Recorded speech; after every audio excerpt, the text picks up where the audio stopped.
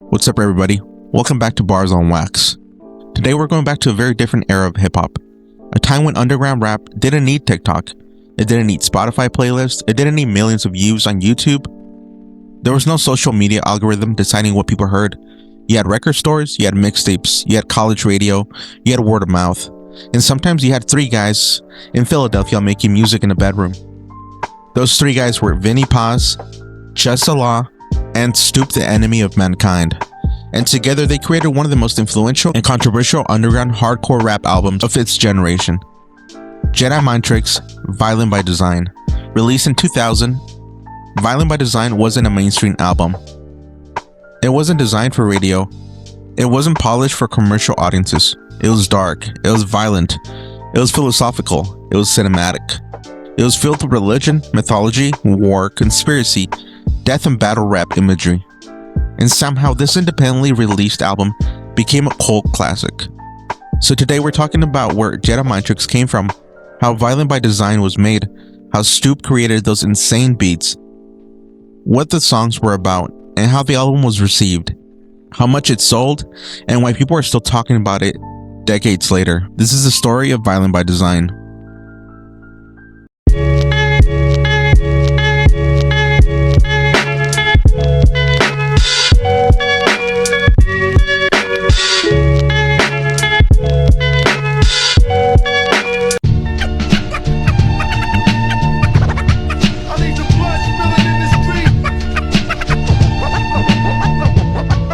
To understand Violent by Design, we have to go back to Philadelphia in the 1990s.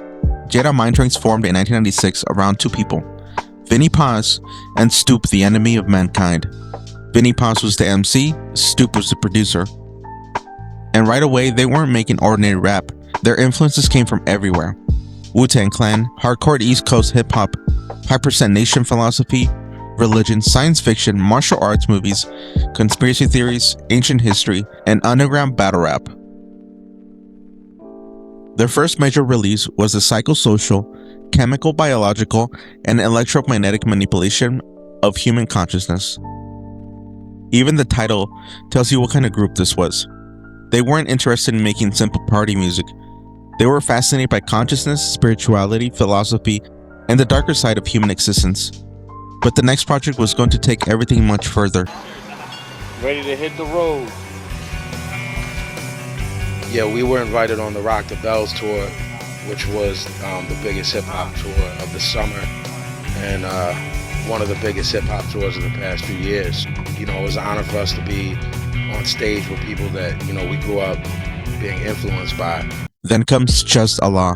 Just Allah became the third major voice of Jedi Mind Tricks.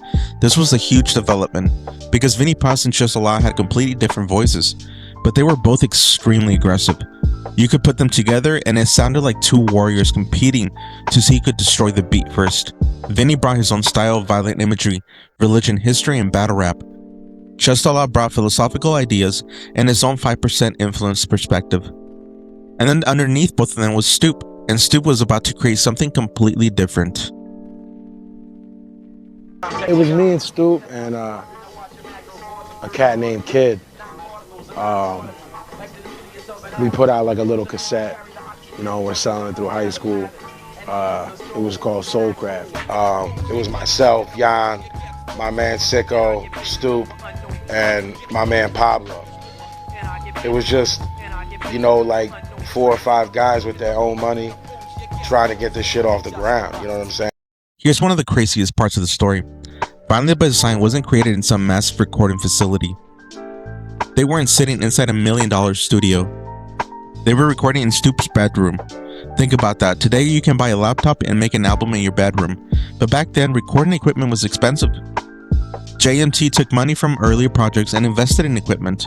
They got a beat machine, they got an ADAT recording equipment, and they built their own recording environment. But there was a problem. Philadelphia gets hot. And when you record vocals in a bedroom, you don't want background noise. So when they recorded, they couldn't just turn on a fan and air conditioner. That meant Stoop's room could become ridiculously hot. Windows closed, fan off. 3 people packed into a small space, and they're trying to record an album. Vinnie has talked about how uncomfortable that environment was. But here's the strange thing. The limitation may have helped create the sound, The album feels claustrophobic, it feels dirty, it feels raw. It doesn't sound like polished commercial rap record, and that's exactly why it works. Another sacrificial lamb is died at the hands of hologram. Send him into the dungeon and plunge in his fucking blood. Holy lamb, who spit the loud shit, the do or die, ill and down, Jedi Mind shit, the hot shit. Loud raps crack your jaw. Who's the avenger and who's in the center of war? I left the score so your crabs would overstand. Mental will dent you and send you to a holy land. Lawnmower man, sharp blade slash your vitals. Recitals will fight you and entice you to burn Bibles. Fucking homicidal, hologram burns churches. Murders by sticking a crucifix to your cervix. My purpose for the remedy that's in my thermos. Greatest people stick you with needles is hypodermic. You heard the verdict. I'm with Allah cause he chose me. Broke into the Vatican, strangled the Pope with his rosary. What? Yeah. If Vinnie and Just a Lot were the voices of Jedi Mind tricks, Stoop was the world. Stoop didn't simply make beats, he built environments. He sampled classic music, he sampled movie dialogue, he used orchestral arrangements, he used strings, he used piano, he used Latin music, he used spoken word recordings, he used scratches, and he used sound effects. And then he would take all of these pieces and turn them into hardcore hip-hop. The result was something that sounded like a movie, a horror movie, a war movie, a kung fu film, a psychological thriller, all at the same time. That was one of the reasons Violent by Design still sounds different from most underground rap from that era. One of Stoop's greatest tricks was his use of film samples. The album contains material connected to movies including Apocalypse Now, Judgment at Nuremberg, Mean Streets, and other cinematic sources. There are also classical recordings and poetry readings. One particularly interesting influence is Wilfred Owen. Owen was a British World War I poet. His work focused heavily on the horror of war, death, suffering, young soldiers being destroyed by violence, and Stoop incorporated Owen's poetry into the album's atmosphere. That creates a strange contrast. You got Vinnie and Just a Lot delivering some of the most aggressive lyrics imaginable, and underneath them, you're hearing poetry about the horrors of war. It's almost like the album is simultaneously celebrating the fantasy of violence while reminding you its consequences. The title itself tells you what you're about to hear, Violent by Design. And the violence isn't just in the lyrics, it's built into the entire album. The drums sound like marching soldiers, the strings sound like a horror soundtrack. The samples create tension, the scratches feel like weapons cutting through the instrumental. And then Vinnie and Just a Lot come in. They're not calmly rapping, they're attacking. The entire album is constructed around that feeling. Violence as an aesthetic, violence as mythology, violence as battle rap, and violence as horror.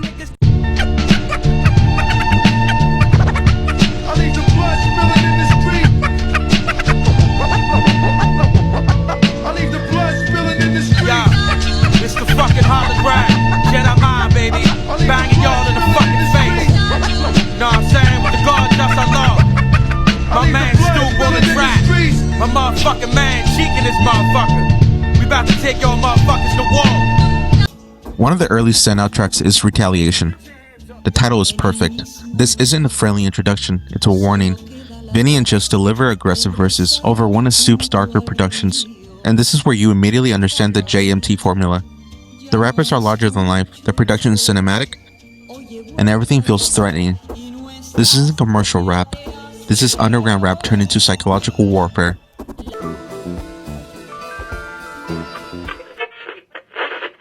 My style orbits around 9 planets of forces. Ominous metaphorics, envision the double corpses. Lion hoarder, mad scientist slash author. Present the type of horror that boils the holy water. Get forth with the knowledge that falls the holy father. Hard boys become toys inside the real saga. So why bother? My whole floor alliance is harder. So bring the drama. We all know that my style. Then we got Speech Cobras, featuring Mr. Liff.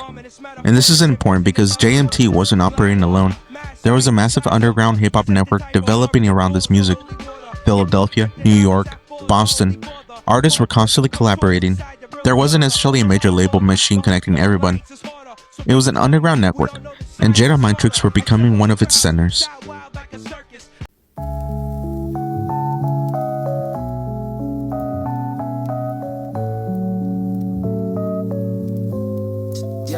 Yo, in my historical oracle. I blast metaphorical editorials, educating in my territorial. Get torn, heavily armed with 70 bombs that'll blast divine like the heavenly song. Your men will be gone if they explore my deepest thought. I beat hearts in two. Then we got one of the most memorable songs, Eye Against Eye, featuring Planetary. This is Stoop at his best. The beat is dark, it's dramatic, it's atmospheric, but it's also musical. That's an important distinction. Stu wasn't simply making something hard, he was making something beautiful and disturbing at the same time. And that became one of the signatures of Jedi Mind tricks.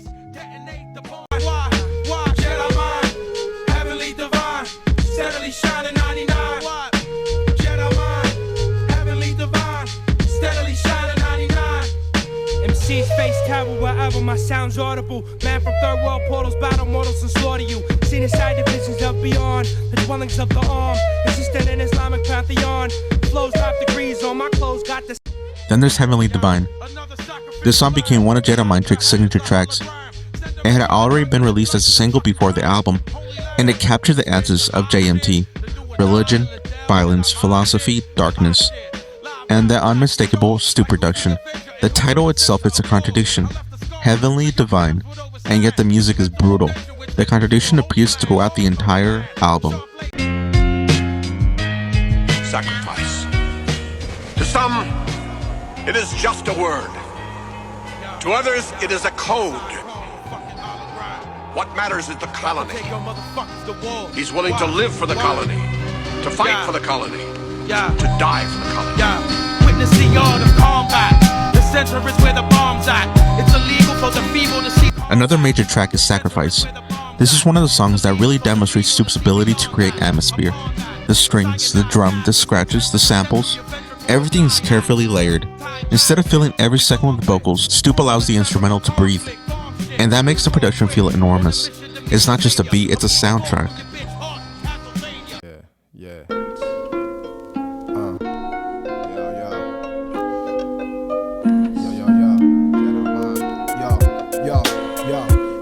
My words sojourn, spread them like a slow germ infected. Disease is collected and quarantined for my method. On the borderline where the animal and divine become separate. I'm Def Leppard, create some beautiful hell on the record. Compel the skeptic with Kamachi and Vel the Everett. Then we have The Deer Hunter, and once again the production becomes cinematic. There are haunting sounds, orchestral elements, movie samples, historical imagery, and it fits perfectly with the album obsession with warfare and death. This is where you really understand that Violent by Design isn't just simply an album about violence. It's an album fascinated by human violence. Why people fight, why people kill, why societies create wars, why humans worship gods while destroying one another. And that makes the album much more complicated than its reputation might suggest. You're about to witness a true 5 Jedi Minds collabo. You know what I mean? The God just Allah, you know? Megatron is a Martian, beating off weed and cash. I dash from my ship in the Roswell crash. You smash when you bash with the clashing eyes. Saw you in half without a magical box. Wet, always seem to splash my. I'm dead, they just did. Then we have Genghis Khan, featuring Tragedy Gaddafi. Again, the title isn't subtle. Genghis Khan represents conquest, power, empire, war, domination, and those themes fit perfectly into the mythology of Jedi Mind Tricks. The rappers aren't simply representing themselves as musicians, they're representing themselves as warriors, generals, philosophers, conquerors. It's exaggerated battle rap mythology.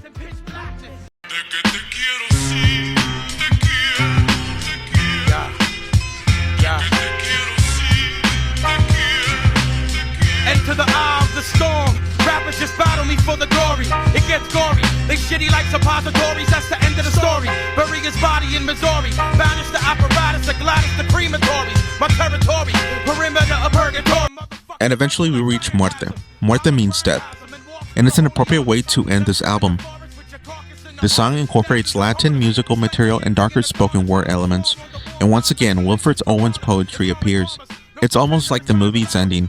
The battle is over, the credits are rolling, and you're left with the idea that underneath all the fantasy violence, there's actual death, actual war, and actual suffering. Now let's talk about that album cover, because it's unforgettable. The cover shows a soldier during the Vietnam War. The photograph comes from the Battle of Dak To, in 1967, and it perfectly represents the album, because this isn't a cartoon depiction of violence, it's real war, real soldiers, real fear, real death. The cover immediately tells you the album isn't going to be comfortable. There's a lot of intent in my rhythm, though. I record. It's very regimented, but I don't think that's the same as intention. Write Sunday, Monday, Tuesday, and Wednesday. Write all those nights overnight. Like I started like 11 at night and stop like maybe when the sun starts coming up. I can't do anything during the day ever. Nothing creative. I'm useless. I'm miserable. I get depressed. What people call seasonal depression happens to me in reverse. When the weather's nice and warm and hot, I get depressed. I get depressed during the daytime. When my sleep gets knocked off schedule of my nocturnal schedule and I'm up during the day, I'm fucking miserable. Now we have to talk about the elephant in the room, the lyrics. Violent by Design contains extremely graphic material. The lyrics involving murder, war, torture, religion, conspiracy, homophobia, misogyny, and extreme fantasy violence. Some of this comes from the tradition of hardcore battle rap. Some comes from horrorcore, some comes from the exaggerated persona of the artist. But that doesn't mean every lyric has aged well, and that's something worth acknowledging. A modern listener can appreciate the production, the technical rapping, and the influence while still criticizing those lyrics. Both things can be true. And here's what the story gets crazy. Violent by Design was released independently.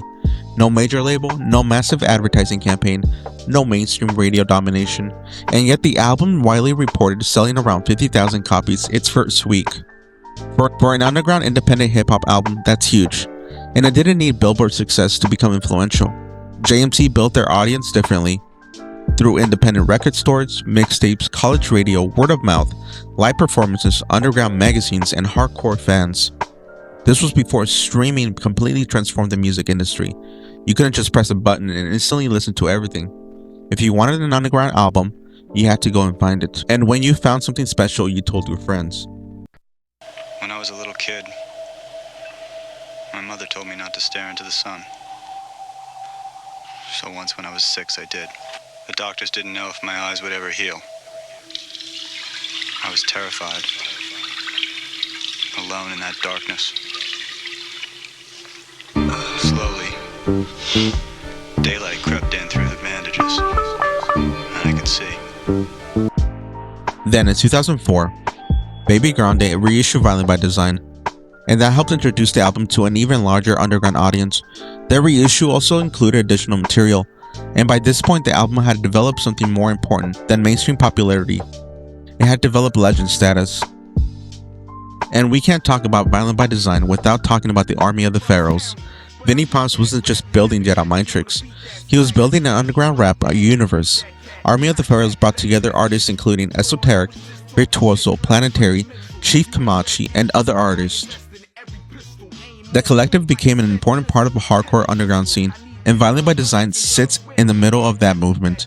It wasn't just an album, it was part of an underground ecosystem.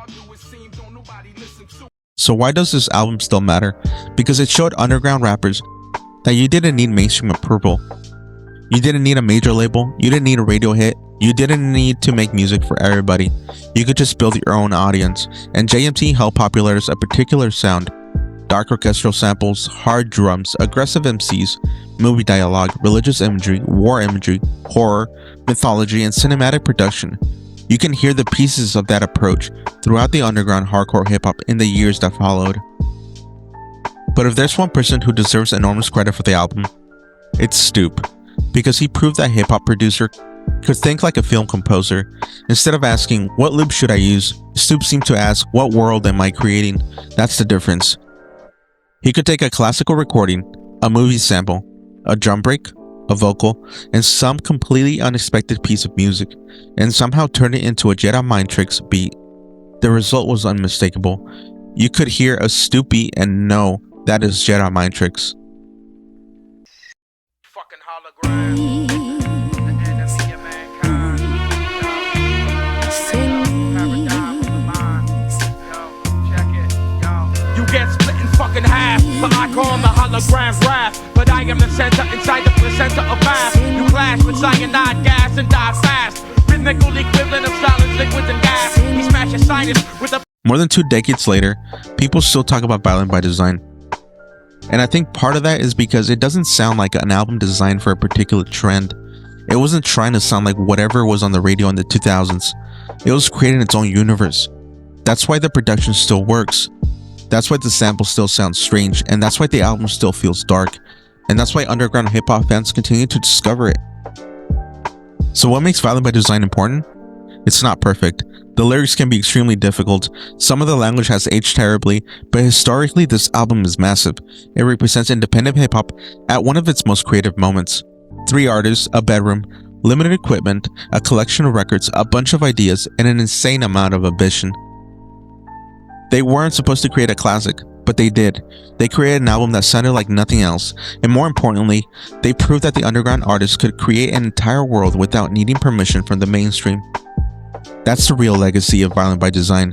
Not just the violence, not just the controversy, not just the lyrics, but the independence, the creativity, the atmosphere, and the willingness to sound completely different. And that's going to do it for today's episode of Bars on Wax. Violent by Design is one of those albums where the history behind the music is almost as fascinating as the music itself. A bedroom studio, an underground Philadelphia scene, Stoop's insane production, Vinnie Pass's aggression delivery, and just a lot philosophical style. And an album that helps establish Jedi Mind as one of the biggest names in the underground hardcore hip-hop. Whether you consider it a classic, a controversial relic, or one of the darkest albums of its generation, you can't really talk about the underground hardcore rap without talking about Violent by Design. So if you enjoyed this episode, make sure you subscribe, follow the podcast, and share with somebody who grew up digging through the record stores looking for an album that nobody else knew about. Because here on Bars on Wax, we don't just remember hip-hop, we remember the music, we remember the movies, we remember the culture, and we dug up the stories that got left behind. Until next time, keep digging through the crates, and remember, let that record play.